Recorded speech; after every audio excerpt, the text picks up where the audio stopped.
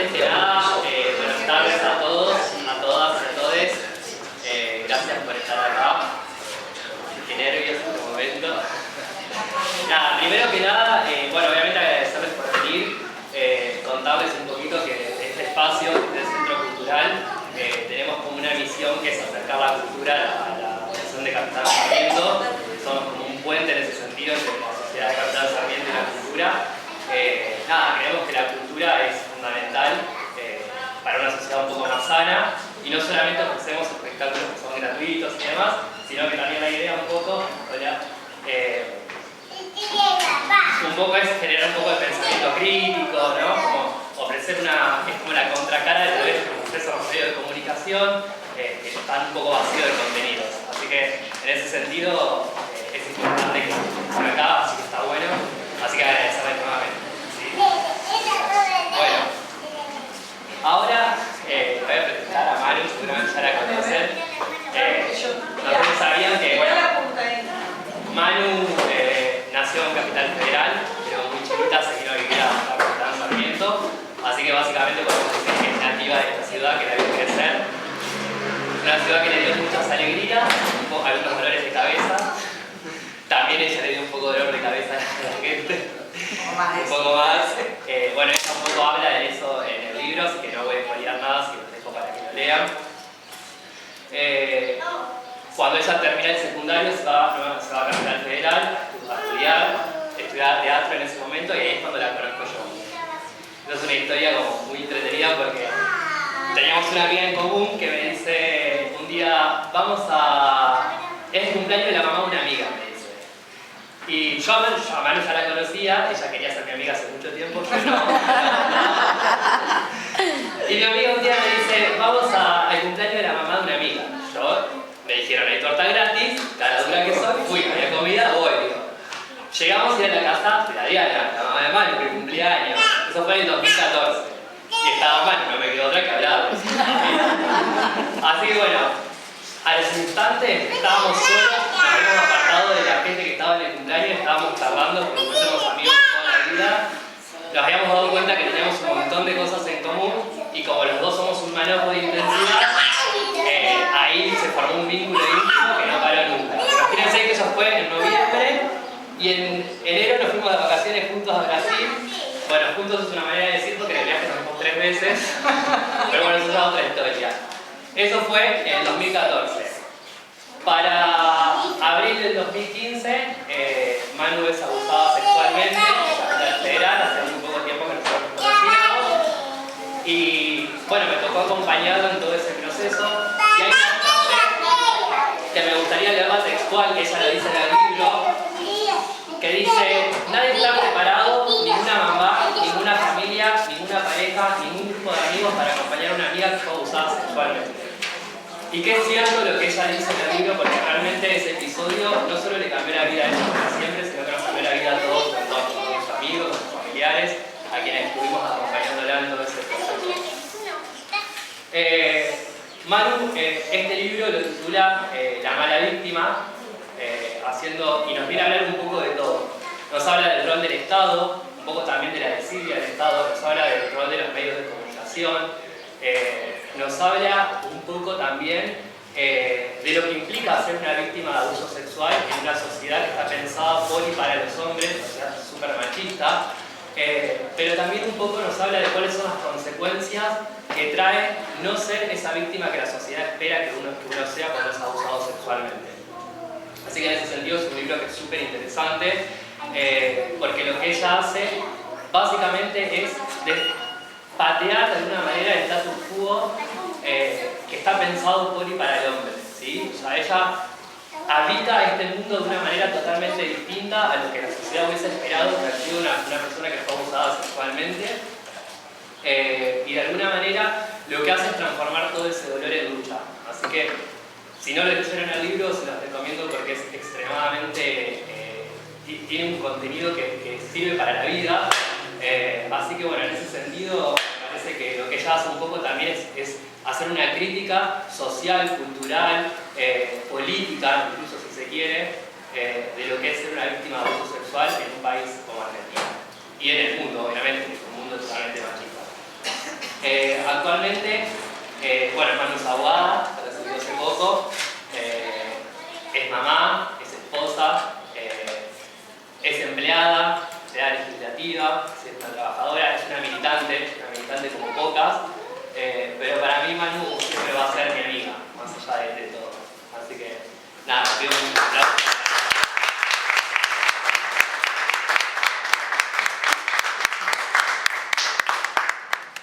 Bueno, para empezar teníamos alguna preguntita para Dora.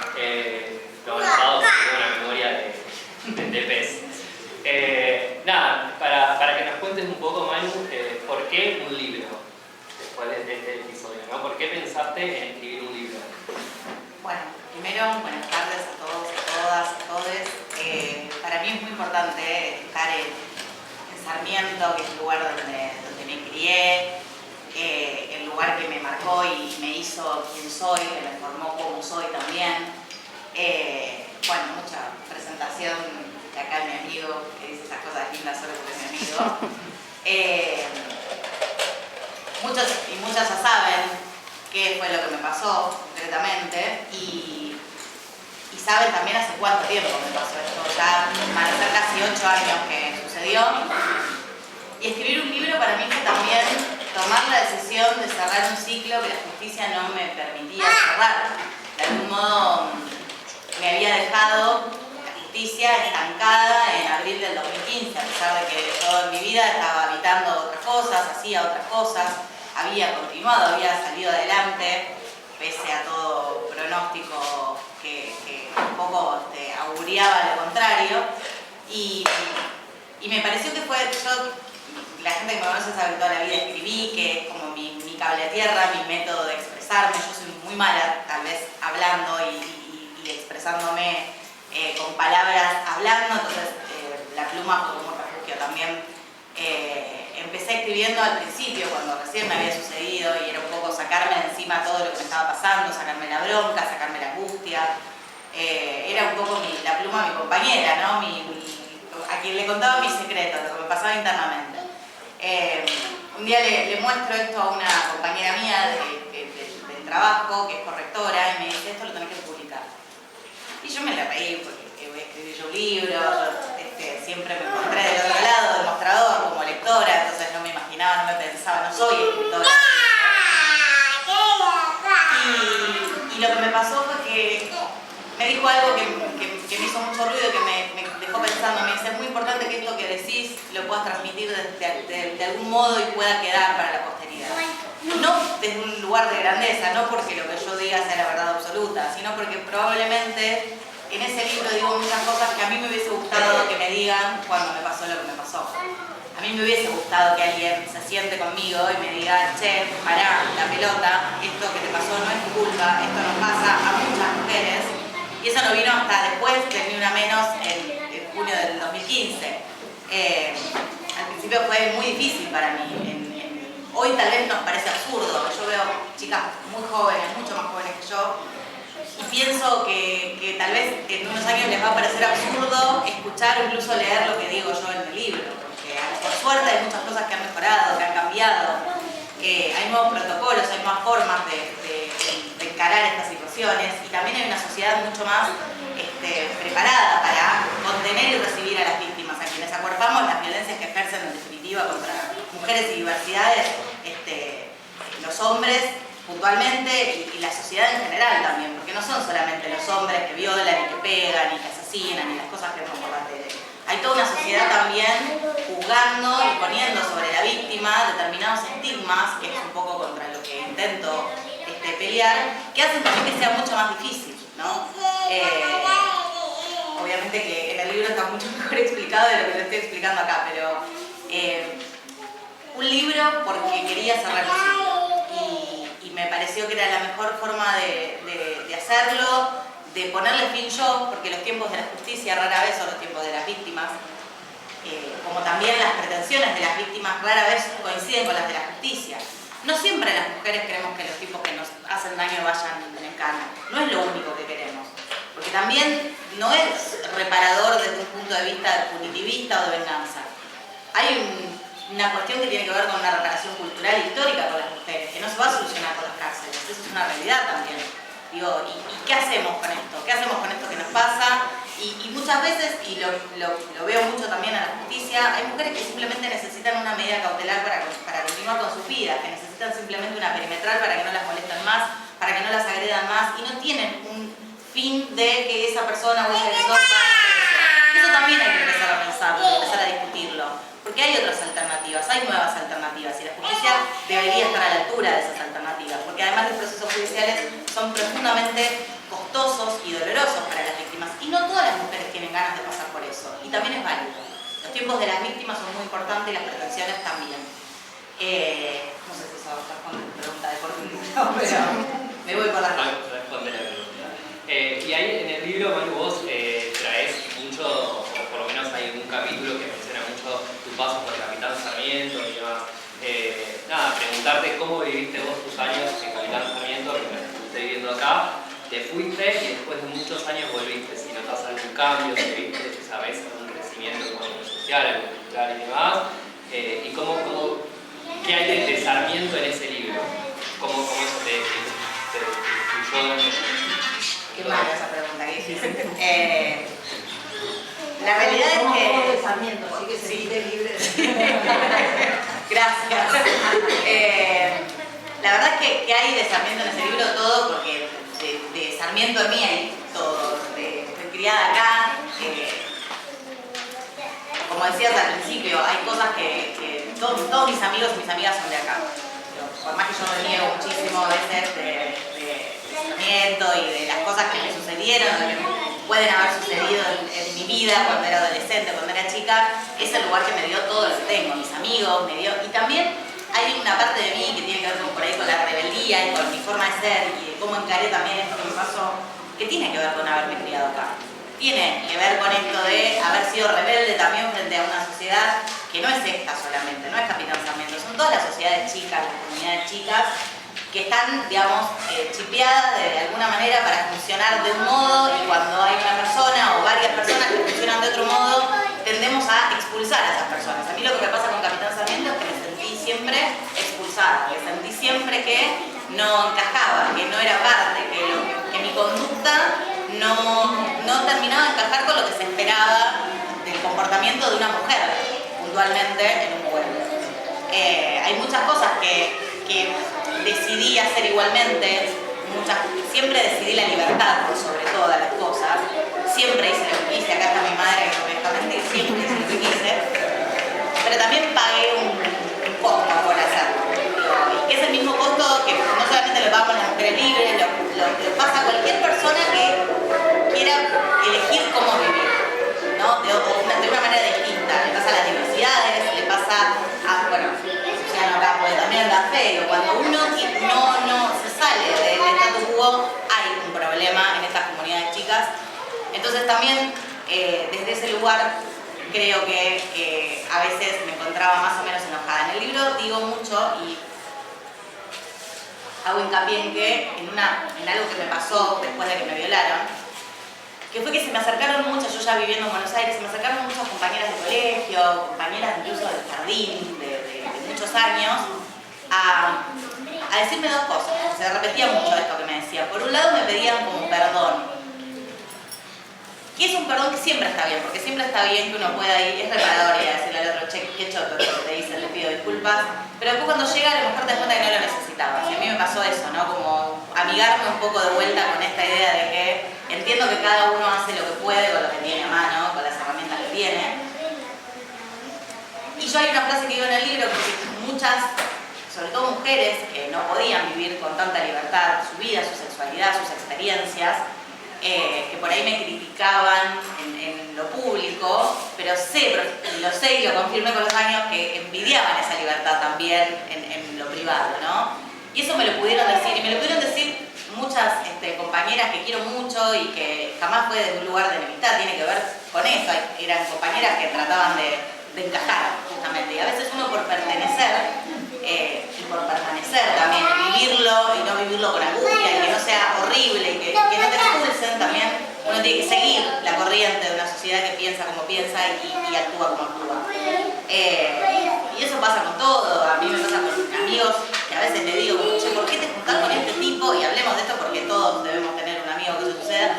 ¿Cómo te juntás con este tipo que sabés que después de tomarse una cerveza con vos va a la casa y baja la novia? Porque lo sabés, porque lo sabemos todos, porque en un pueblo que las cosas se saben. Entonces, ¿cómo avalás de algún modo con tu amistad? Porque digo, estas cosas también, estos honores que les damos a las personas, ¿no? Y pasan, a ver, no me quiero poner polémica, ni quiero ponerme contra el Diego, ni nada por el estilo, pero cuando uno le da honores a las personas y los pone en estos lugares que son intocables, y esto pasa desde Diego Maradona hasta un pueblo como Capitán Sarmiento con el pibe que juega en primera en San Carlos, o sea, digo, en estos lugares chicos se nota mucho más, pero sucede en todos lados.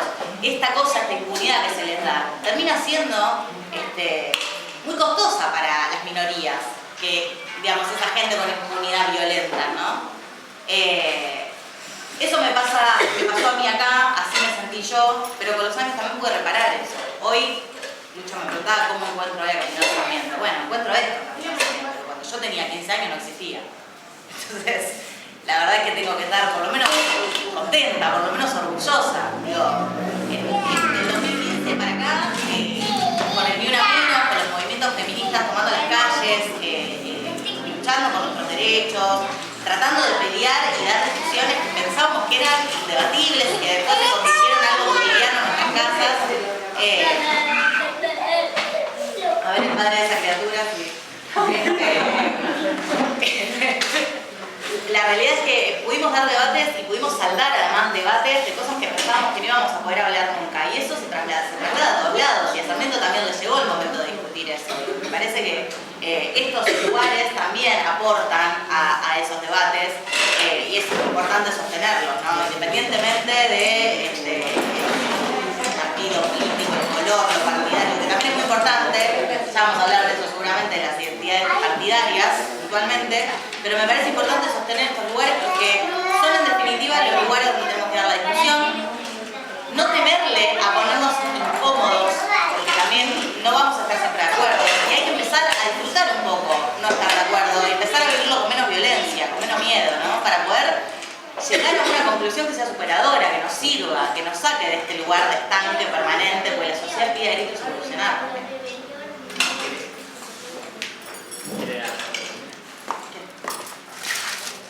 Ya que se refiere a la capital Sarmiento. Ay, no, qué linda, gracias. Esto que está hablando acá llegó desde muy chiquita a la salita del Jardín 901 y tuve el orgullo y la alegría de ser su señor.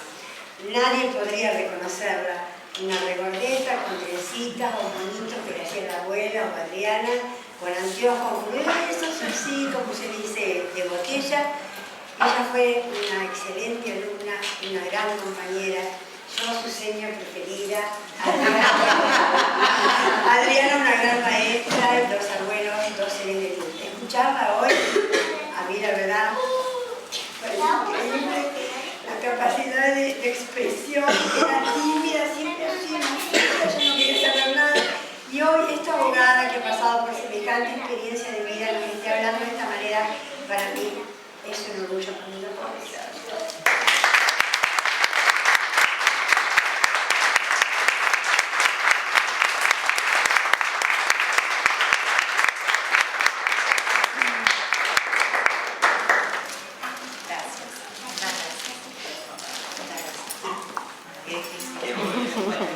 Gracias.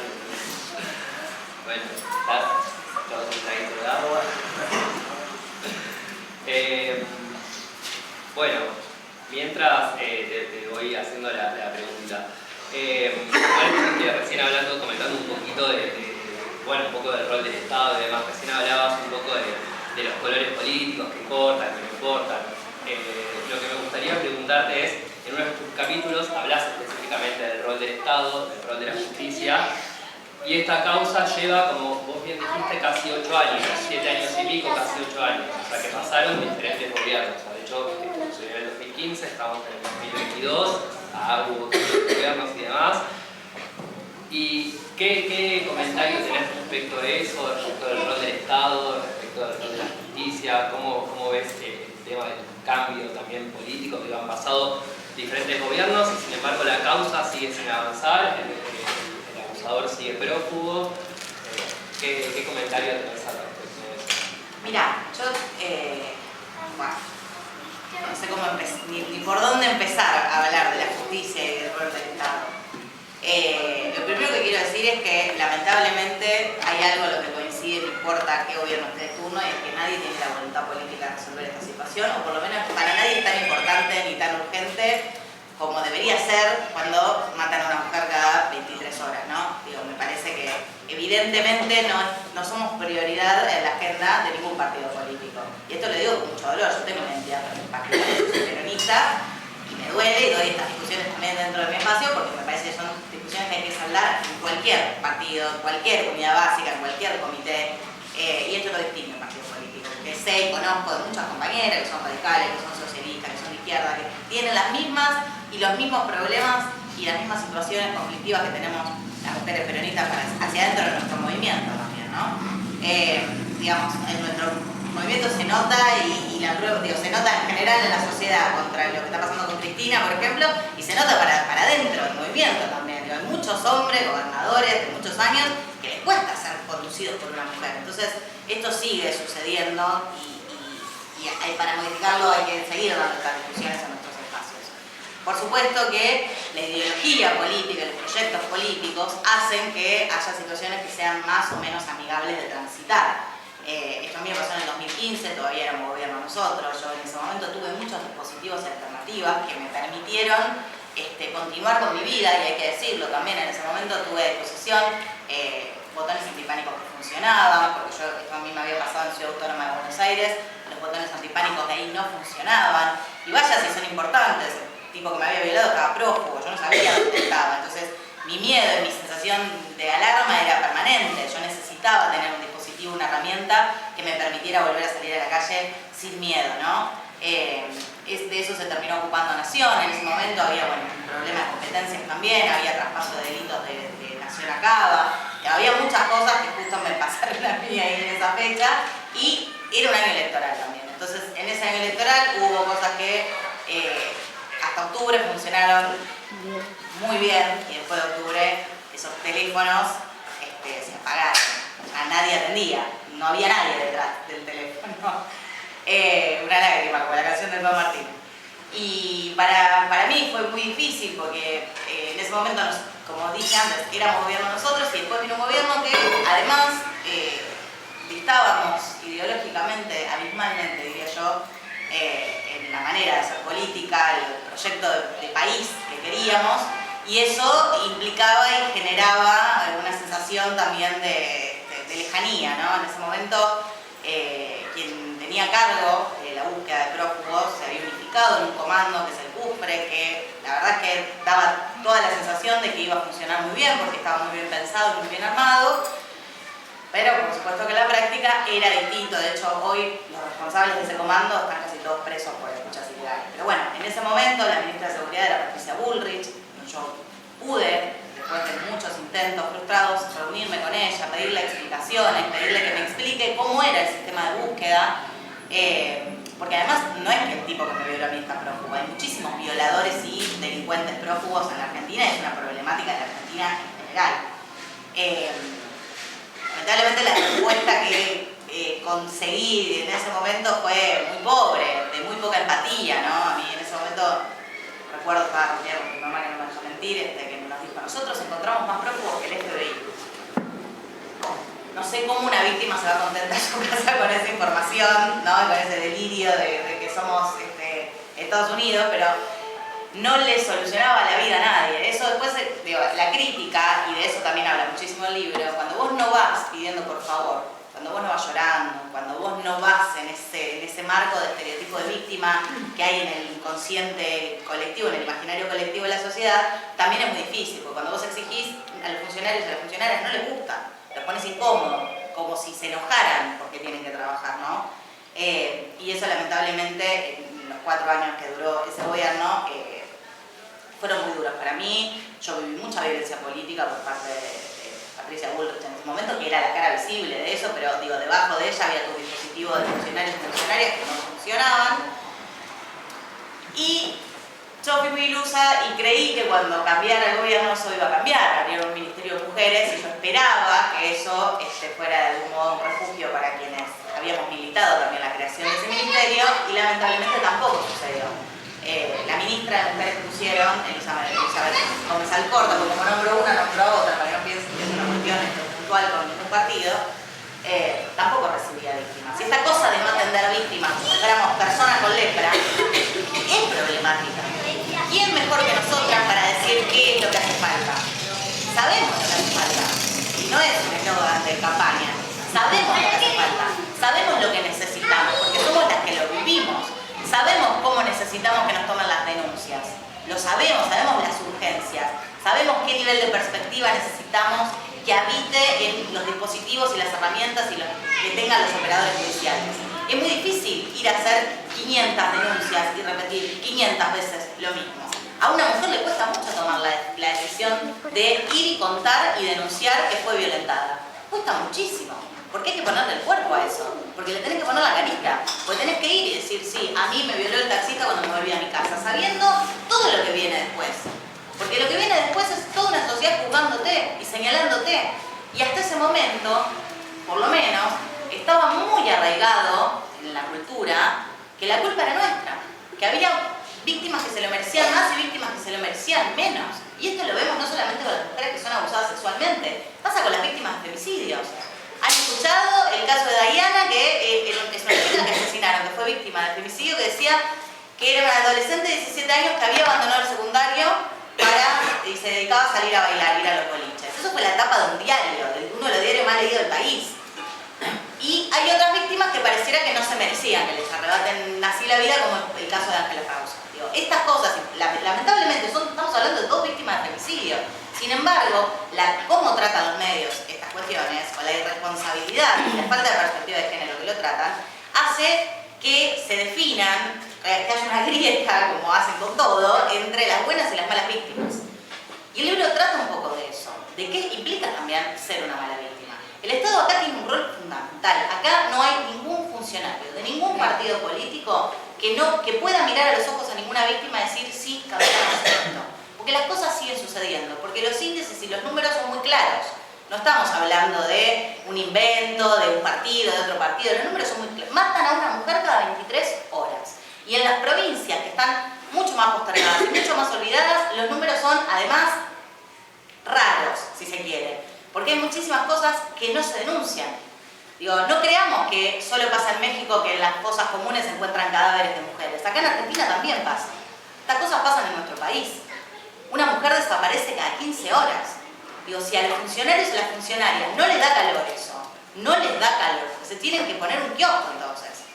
Porque están haciendo malas cosas. Y si eso no es una prioridad, y no somos una prioridad, digo, ¿esto se resuelve fácil? No. ¿Se resuelve rápido y en lo inmediato? No. Hay un problema cultural. No se resuelve solamente desde el derecho.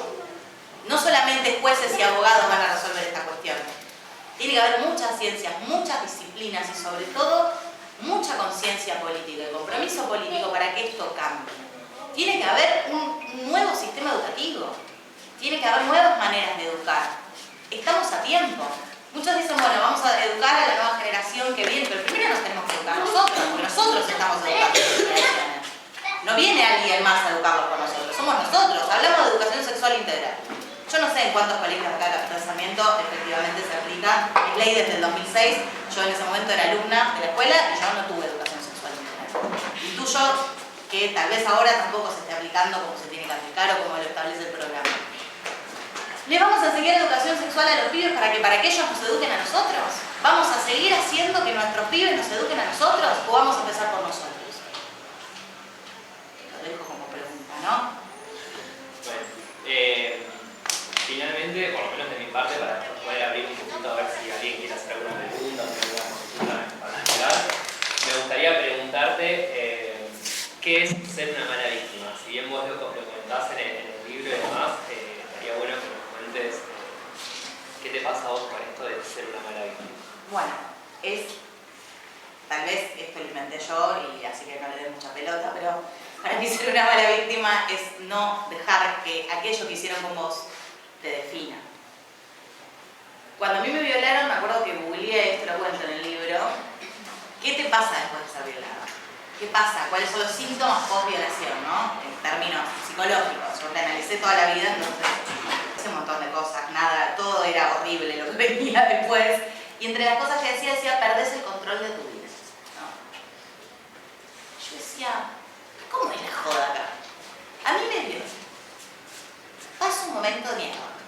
Sufro toda la violencia del estrato del Estado, de la justicia, y encima mi vida va a ser una mierda el resto de mi vida.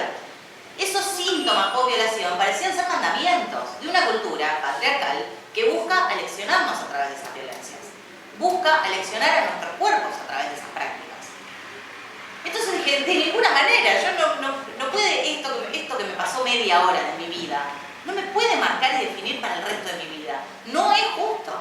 No es justo para mí y no es justo para ninguna mujer, porque probablemente, y somos muchas más mujeres que varones, y esto también tiene una razón de ser, pero nos importa mucho más a nosotras que a ellos, y esto también es problemático, porque necesitamos, para que esto cambie, que nos involucremos todos de igual manera. Esto no es un trabajo de mujeres, esto no es otra tarea de cuidado más para nosotras, necesitamos el compromiso de nuestros compañeros para poder cambiar ello.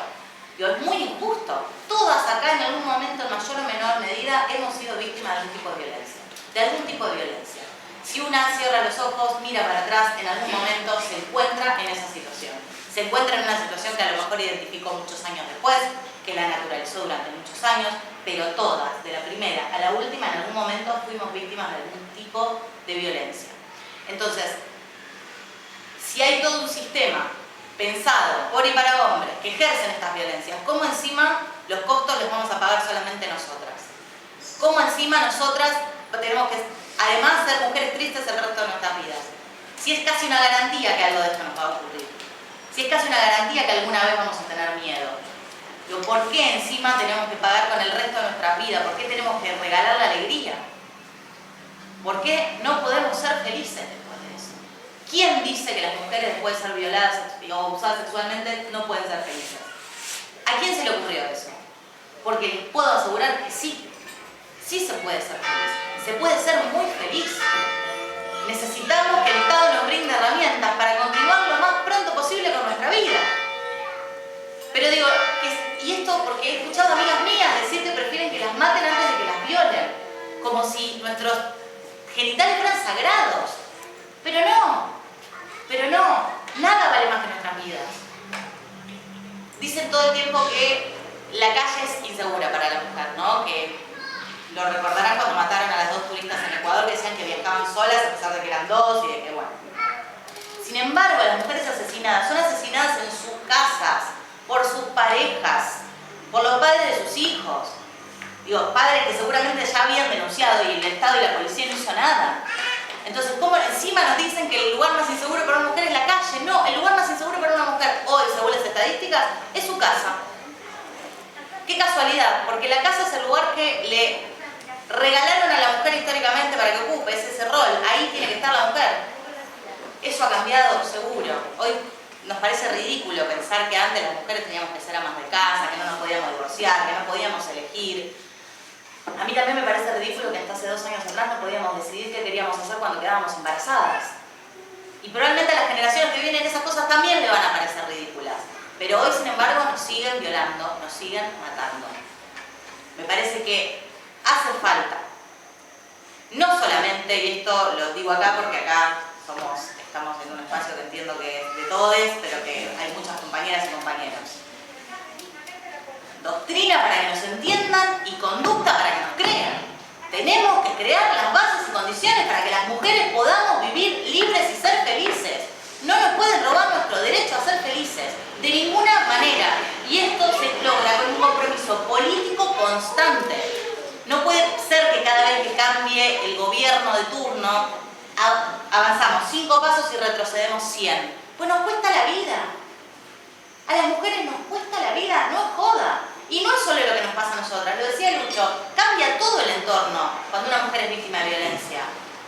¿Saben cuántos chicos se quedaron sin madre estos últimos años? ¿Cuántos chicos vieron cómo asesinaban a sus madres estos últimos años? ¿Alguien tiene una idea, un número? ¿Qué pasa con esas infancias? ¿No era que los únicos privilegiados eran los niños? ¿Qué estamos haciendo? ¿Esperando instrucciones? Porque algún día va a llover y nos vamos a mojar todo. No podemos esperar a que nos pase de cerca. Hay que comprometerse. Y se cambia con pequeños aportes.